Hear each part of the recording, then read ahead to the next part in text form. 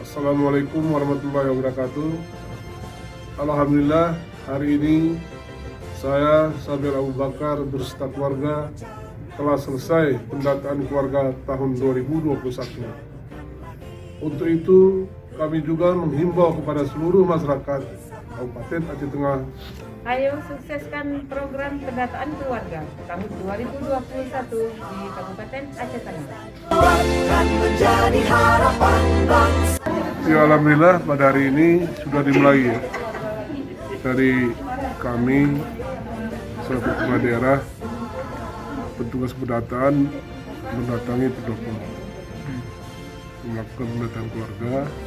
Ini dilaksanakan oleh petugas pendata kampung. Ini alhamdulillah sukses.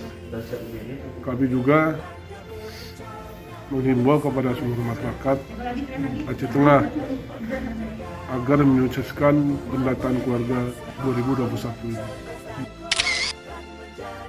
Pendataan awal perencanaan keluarga